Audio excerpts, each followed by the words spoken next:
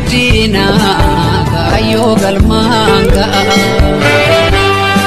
guyyaa gurraacha sana daagachuu yoomta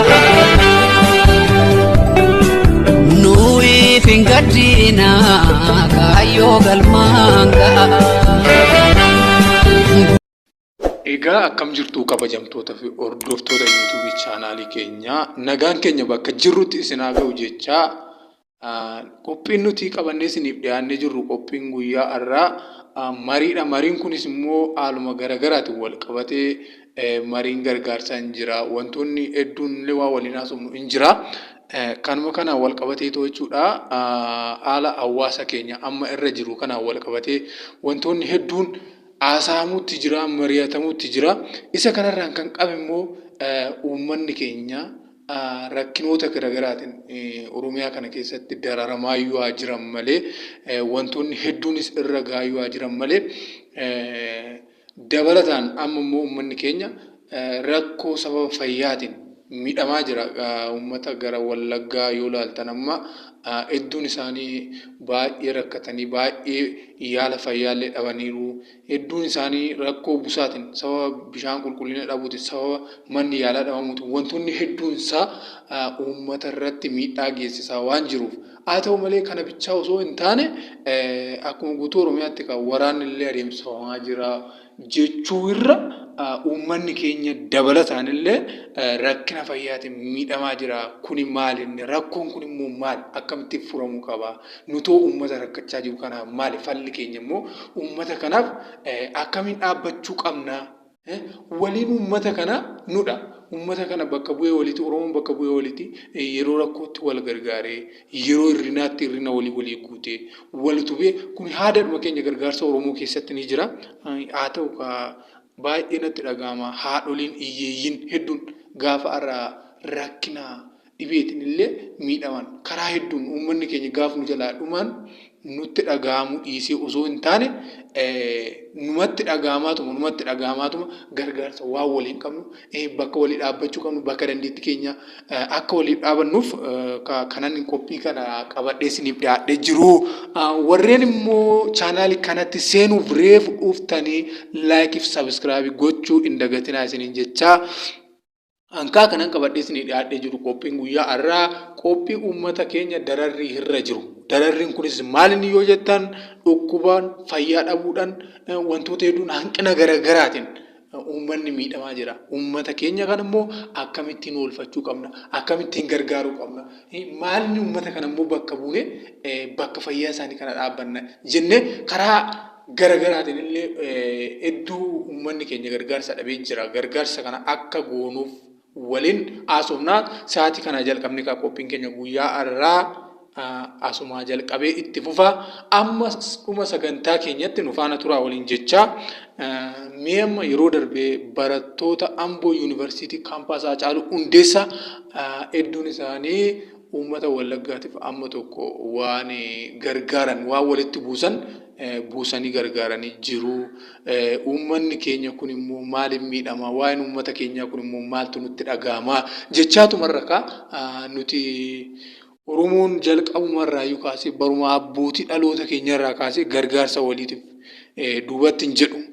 Xiqqaa guddaa osoo hin jenne uummata kana bira dhaabbadhaa isiniin jedha. Haaluma kamiin iyyuu miidhamni uummata keenyaa miidhama keenya akka ta'e namni tokko gaafa beekan tokko achi keessa jiraachuu danda'a. Namni har'a baratee biyya bulchuu danda'u achi keessa jiraachuu danda'a. Dhaloonni xixiqqaan daa'imoonni jiraachuun isaanii boru dhaloonni kun waan nuuf isaanii bakka isaan ga'an eenyuyyuu beekuu hin danda'u. Rabbi qofa beeka. Haa ta'u malee dhaloota akkasittiin kufan kana dhaloota immoo iddoo dhibee garaagaraa karaa wal qabatee miidhaman kanaan karaalee hedduu miidhama kana immoo akkamitti hambisuu qabna jenne nuti Oromoonni waan qabnu waanuma guddaa xiqqaa osoo hin jenne walitti yoo fufuune uummata Wallaggaa kana bira dhaabbanne nuuf baay'ee iddoo miidhama isaanii iddoo irrina isaanii yoo furre Rabbi irraa argannaa. Uummata keenya biraa immoo eebba argannaa. Uummanni Oromoo wal eebbisaa. Haada duudhaa safuu qabaa. Haada amantaa isaatiin nu eebbisaa. Uummanni kun immoo nuuf eenyu keenya ija keenya. Sababni isaayyuu maaliif? Iddoo bu'ee Oromoo Dhaloon darbaa gaafa dhufu duubaan dhaloonni ni dhufa. Har'a daa'imoonni xixiqqoon gaafa kanaan miidhamaa jiran dhuguma baay'ee namatti dhagahama. Hedduu namatti dhagahama. Namatti dhagahamu jechuu osoo hin taane maaliif akka miidhaman ijoollee nutis amma sa'aatii kana barannees ga'umsas argannee iddoo gaariis yoo jiraanne namoonni iddoo akkasii jirtan bakkuma jirtanitti akkaataa gargaaruu dandeessanii karaalee garaagaraatiin uummata kana furmaata akka taataniif daandii akka taataniif har'a daa'imoonni miidhaman kun daa'imoonni xixiqqoodha. Daa'imoota xixiqqoon jiru haadholiin jiru yaa ta'u malee miidhaan daa'imoota kanaa immoo isinitti haa dhaga'amu. Har'a dhaloonni achii baratee iddoo guddaa gahu jira. Iddoo guddaatti kan eeggamu jira. Haa ta'uyyuu malee uummanni dararriin inni har'a keessa jiru dukkanaadha. Iddoo sunitti rakni fayyaa yaalaa ulfaataa akka ta'e beekamaadha. Kun namni yaala oduu argate fooyya'aa deema. Uummanni immoo baay'ee dararamaa jira. Haa ta'u malee iddoo rakkinaa, iddoo dhiphinaatti bakka gammachuutti Oromoo waliin hirmaata. Walirratti ilaalu. Oromoon hedduun bakka guutummaa Oromiyaa keessa kan jiru adaraa rakkina kana waliin hirmaadhaa, walirraa furaa. Oromoon rakkina walirratti hin ilaalu, rakkina waliitiif bakka bu'a. Kanaaf adaraa uummanni karaalee hedduudhaan miidhamaa jira. Karaalee waraanaallee jira. Mee yeroo hedduu yoo ilaaltan uummanni Wallaggaa waa hedduu danda'ee jiraata. Innis maal sitti fakkaate? Uummanni achirraan galee warri faannoon kunillee yeroo hedduu rukutee miidheera. Haadholii hiyyeessaa keessa miidhameera. Abbaan qabeenyaa keessa miidhameera. Kuni ijoollee carraadhuma ta'uu danda'a. Egaa akkuma barri wanta hunda baatee deemu namnis waa hedduu baatee wantoota hedduu baatee keessa darbaa jiraata.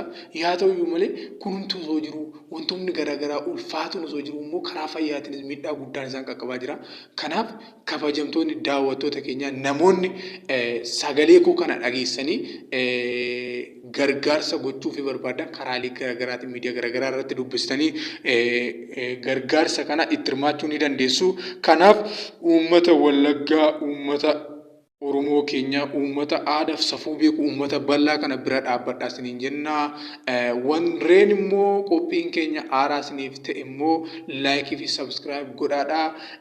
Qophiin keenya yeroo hunda nuuf daawwadhaa. Aga dhumaatti nu waliin turaa jecha haaluma kanaan immoo wal qabatee namni tokko jiraachuudhaaf wantoota hedduu barbaada. Wantoota hedduu kana keessatti immoo fayyaan bu'uura jireenyaati. Fayyaa yoo qabaatame amma kamitti yoo ta'e namni waraanallee jalaa baqachuu danda'a. Jalaa gar tokkotti da'ootti jalaa galuu danda'a. Wantoota hedduu jala dhokattee bahuu dandeessa. Garuu dhibee jalaa bahuu hin dandeessu. Kanumaan wal qabatee kanas isiniin jechuu barbaadu. Qophii keenya baay'een dheeressuun asumarratti xumurraa adaraa uummata kana waliin dhaabbadhaa.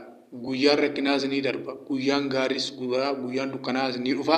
Wantoonni hedduun kun hirmaannadhuma waliitiin biyyi rakkannis hin jiru. Biyyi hundumtuu rakkataa dhibeedhaanis ni rukutamaa, beelaanis ni rukutamaa, waraanis ni rukutamaa. Yaa ta'u malee dhimmi fayyaa kun ulfaataadha. Kanaaf karaa dandeessaniin karaa sin barbaachisuun uummata kana duuka dhaabadhaadha. Qophiin keenya guyyaa har'aa asumarratti dhumataa. Galatoomaa isiniin jecha nagaatti.